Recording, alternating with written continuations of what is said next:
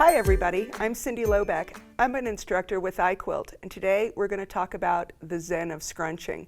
What that is creating the perfect texture on your hand-dyed fabrics. I like it when the whole fat quarter is usable from edge to edge and top to bottom. I want even modeling for what I call the quilter's solid. Let me show you how I achieve this. I start with wet fabric.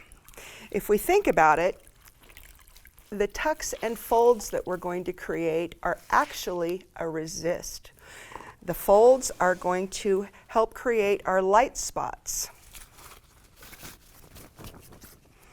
And what I do is drape a fat quarter loosely over the palm of my left hand. Now I'm a right-handed girl, so this is the approach that's best for me. I use my knuckles as a measuring tool because they're about an inch. So I loosely pinch an inch, I take my fingers loose from underneath, and I tuck up.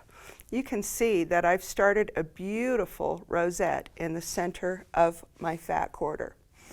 Now, without covering that up, I'm going to pinch again and pull my fingers underneath to tuck up an inch.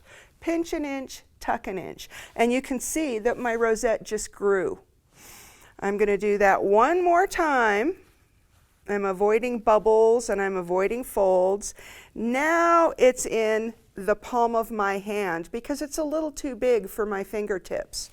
So to finish this off, I don't want folds and I don't want balloons. I'm just going to work my tails in. I'm going to create even dips and valleys across the whole fat quarter.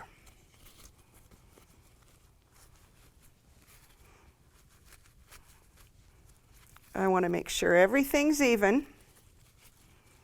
The parts that are on top are going to create our darker texture, and the parts that are inside are going to create our lighter tones. So this is the technique that works best for me. But I'm blessed with long fingers and strong hands, and you might have a different story. So let's look at another way that you can create even texture across your fat quarter. If I start with, again, a damp, I don't want it wet, I don't want it dripping. I want most of the water out of this fat quarter. And I'm going to lay it down on a clean surface.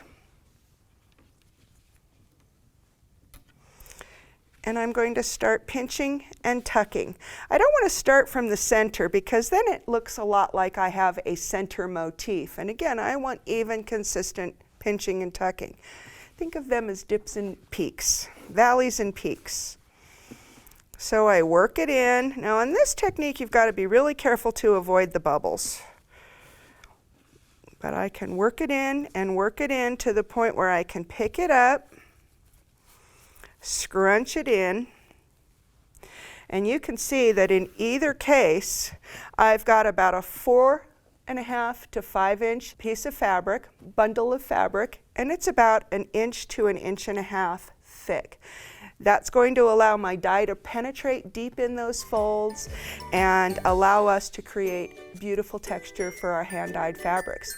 If you're interested in learning more, please take my iquilt class.